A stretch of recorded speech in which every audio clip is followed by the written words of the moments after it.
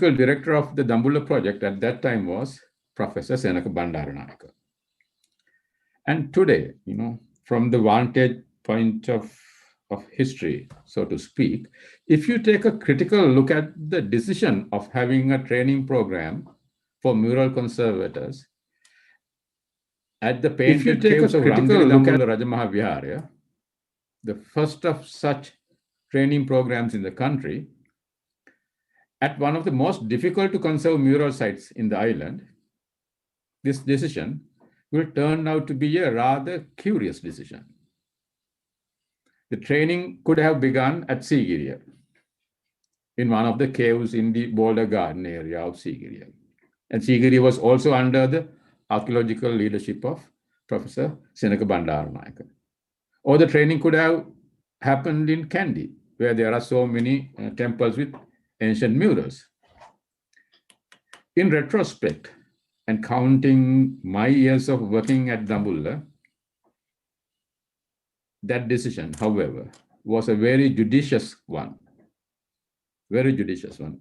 I'll tell you why I think like that. But at the same time, pretty uncircumspect. Well, as we all know, that Roland Silva is well known for risky decisions. If one takes a panoramic view of the history of murals conservation in Sri Lanka, one would notice that our efforts in conserving Anuradhapura period or Polnaru period murals have been noteworthy and proudly successful. The conservation of relic chamber murals of Mayangana Stupa is an excellent example in this regard, and that was carried out by the Department of Archaeology in 1950s. However,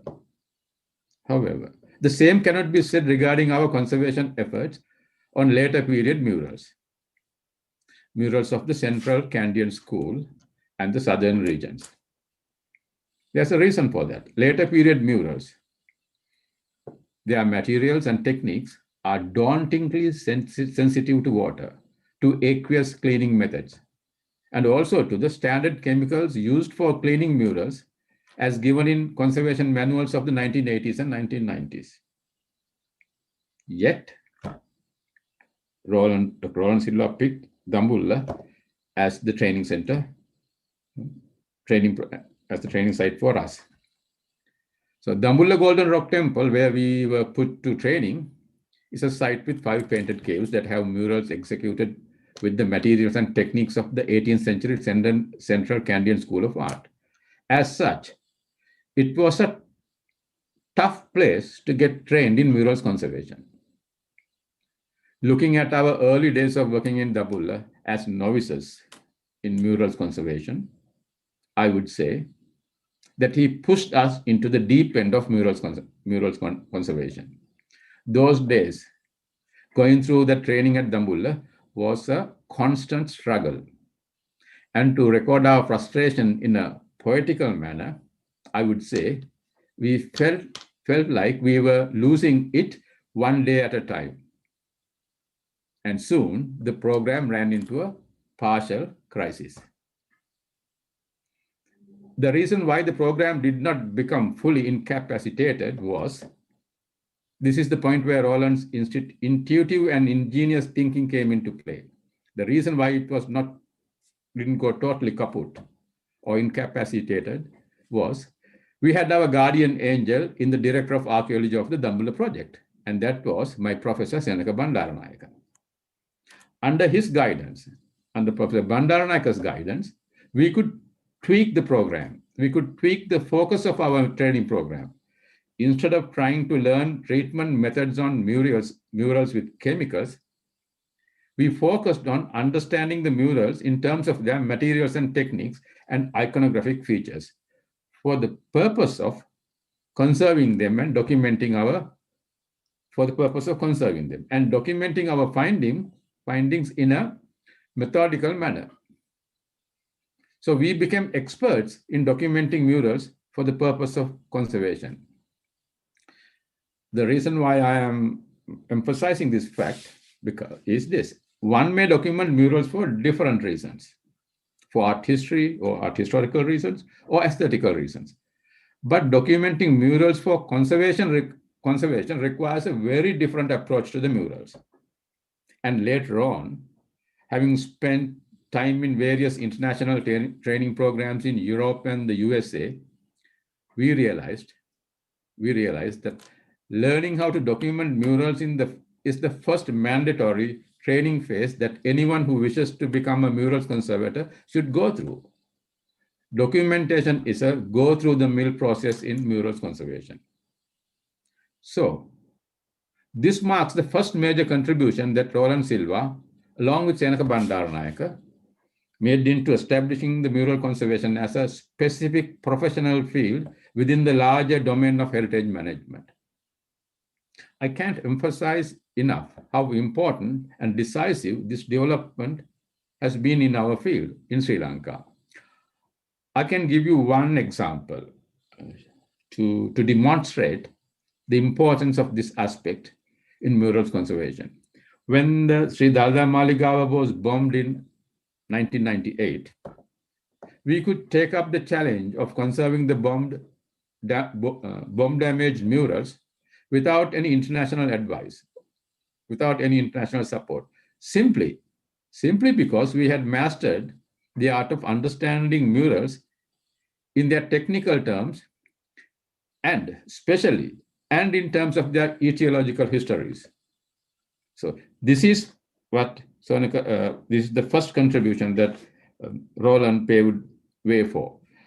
I was indeed the key person who performed these developments in the field along with my colleagues. But it was Roland's vision and Professor Bandaranayake's knowledge in art history and archaeological method that made it possible. Roland paved the way to elevate murals conservation. He paved the way to elevate the mural conservation procedures carried out in the field to the level of an intellectual and interpretive engagement with painted surfaces, not a mere technical intervention. So he paved the way, along with Senaka Bandaranayake, to elevate the mural conservation procedures that you carry out in the field to the level of an intellectual and interpretive engagement with the painted surfaces. That's his first contribution, which is an extremely important development. The second most crucial contribution that Roland Silva made, along with Senaka Bandaranayake, was the setting up of a training program for murals and artifact conservators at the Postgraduate Institute of Archaeology in 1986. Professor Bandaranayake was the founding director of the institute. Currently, close to 90% of the people doing conservation of murals and artifacts in the country are graduates of this program. And by 1988, this program of training mural painting conservators and the archaeologists and the CCF's mural painting conservation program contributed towards a landmark victory, a landmark development for the murals and artifact conservators in the country, especially due to Roland Silva's lobbying efforts in the Supreme Council of the CCF and with the Salary and Cadre Commission of the Ministry of Finance. I'm sure those people who have been in the CCF from Dr. Roland Silva's time might remember these things. I saw Hetty around here.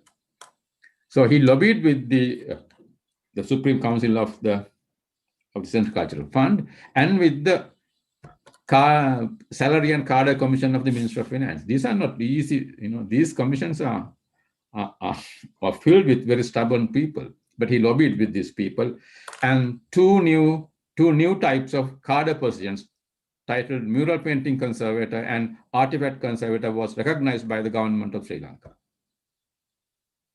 There were no such cadre position within the system of government of Sri Lanka before this. Conservation of mural paintings and artifact conservation achieved its full maturity as an independent professional field with its own protocols and procedural principles. This is a first in our region. It is not just in Sri Lanka. It is a first in India or Pakistan or Bangladesh or this part of the world. Government of Sri Lanka recognized mural painting conservator and artifact conservator as professionals. Following an outdated tradition that came from India, we were used to believe that conservation is a chemist's job. A chemist will decide what chemical concoction is good for what activity, and workers in the field, usually labor grade workers, will apply them on the murals as advised by the chemist in the laboratory. What was achieved at the CCF was that which defined murals conservation as a profession of its own right is the conviction that a mural painting conservator is neither a chemist nor an artist, but a person who has been specially trained in the conservation of mural paintings or in artifacts. A conservator is a conservator, nothing less, nothing more. It's only qualified conservators who are permitted to touch murals and artworks, intervene with murals for the purpose of conserving them.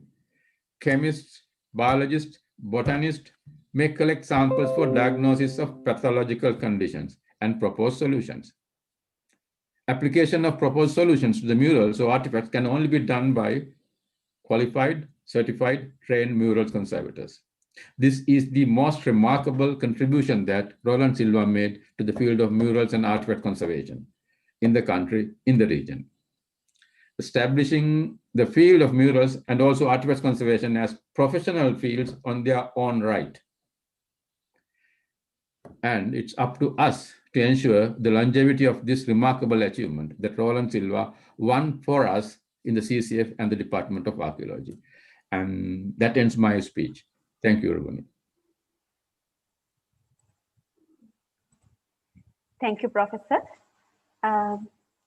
ආචාර්ය Roland Silva මහතා කොමසාරිස්වරයෙකු, අධ්‍යක්ෂ ජනරාල්වරයෙකු, සභාපතිවරයෙකු, කුලපතිවරයෙකු විතරක් නෙවෙයි. ආදරණීය ස්වාමි පුරුෂයෙක් මෙන්ම ආදරණීය පියෙක් දුණා.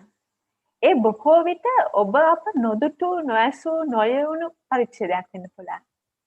So this honorable invitation is extended to Mr. Amita Silva, one of Dr. Roland Silva's sons, to recall the memory of his loving father on behalf of the family. Sir, over to you. Thank you very much. On behalf of my mother, Neela, my sister Nirma, and my brothers Ravi and Prabha, I would like to convey our sincere gratitude to the organizers, speakers, and audience of this webinar. Today would have been Tati's 88th birthday. In his later years, he did love to celebrate his birthday, and we in the family have tried to celebrate it today by giving to others during this pandemic.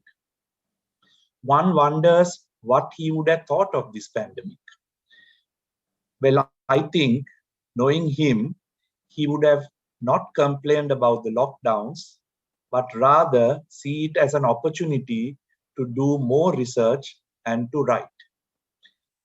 He would also have been humbled and grateful that his writings and work are being discussed and debated, and that his legacy is continuing to enrich the academic and conservation landscapes of Sri Lanka and the world. Once again, a sincere thank you to the organizers and the speakers. Wishing you all safety and good health during these uncertain times. Thank you. Thank you, sir. ආචාර්ය Roland Silva මහතාගේ දශක ගණනාවක අනුපමේය සේවයෙන් බිඳක් අප එතුමාගේ 88 වන ජන්මදිනයේදා මෙසේ සිහිපත් කළා. මේ මතකාවර්ජනය එක හෝරාවකට ලඝු කරන්න සිදු වුණත් එතුමා පිළිබඳ මතකය අප තුලත් එතුමා ලොව ඉදිරියේ තබා ගිය සියලු සටහන් තුලත් চিරාත් කාලයක් පවතිනු ඇත. වර්තමානයේ රට තුළ පවතින අයහපත් කොවිඩ් වාතාවරණය හේතුවෙන් වෙනදා මෙන් භෞතිකව ඔබ අප හමු වීමට නොහැකි වුණත් සයිබර් අවකාශ ඔස්සේ අද දින අප පැවැත් වූ මේ වැඩසටහනට සහභාගී වූ රෝලන් සිල්වා මැතිනිය එම පවුලේ සියලු දෙනාට හා අනිකුත් ඥාතීන්ට මධ්‍යම සංස්කෘතික අරමුදල හා අයිකමා ශ්‍රී ලංකා ආයතනය වෙනුවෙන් කෘතඥපූර්වක ස්තුතිය මා මෙසේ පුද කර සිටිනවා. එමෙන්ම අද දින ආචාර්ය රෝලන් සිල්වා මහතාගේ සේවය සිහිපත් කරමින් දේශන පැවැත් වූ සියලුම බෞතුන්ටද මධ්‍යම සංස්කෘතික අරමුදල හා අයිකමා ශ්‍රී ලංකා ආයතනය යන ආයතන ද්විත්වයෙන්ම මෙම වැඩසටහන සඳහා සහභාගී වූ සියලු දෙනාටමද පුරාවිද්‍යා දෙපාර්තමේන්තුව, නැෂනල් ට්‍රස්ට්, ශ්‍රී ලංකා පුරාවිද්‍යාඥයන්ගේ සංගමය, ශ්‍රී ලංකා වාස්තු විද්‍යාඥයන්ගේ සංගමය, විශ්වවිද්‍යාල ආදී සියලු ආයතන නියෝජනය කරමින් අද දින අප හා එක් වූ සියලුම මහත්ම මහත්මීන් හා ශිෂ්‍ය ශිෂ්‍යාවන්ටද සහභාගී වූ ඔබ සියලු දෙනාටමද මධ්‍යම සංස්කෘතික අරමුදල හා අයිකම ශ්‍රී ලංකා ආයතන වෙනුවෙන් අප ස්තුතිය පුද කරන්න සිටිනවා. ඒ අනුව අද දිනට යෙදුණු වැඩසටහනේ නිමාව සනිටුහන් කිරීමට මත්තෙන් මා මෙසේ කුඩා සටහනක් ඔබ හමුවේ තබන්නට කැමතියි. As we express our gratitude, we must never forget that the appreciation is not just to utter word, but to live by them. අප යම් අයෙකු වෙනුවෙන් සත්‍ය වශයෙන්ම කෘතඥතාව පළ කිරීමට අදහස් කරනවා නම් ඒක වචනයෙන් පමණක් නෙවෙයි. ඔහු ගමන්ගත් මාර්ගය අනුව යමින් ක්‍රියාවෙන් පූර්ණය කළ යුතු බව අප කිසි විටකත් අමතක නොකළ යුතුයි. ඔබ සියලු දෙනාටම සුබ රාත්‍රියක් වේවා. ස්තුතියි. Thank you and very good night.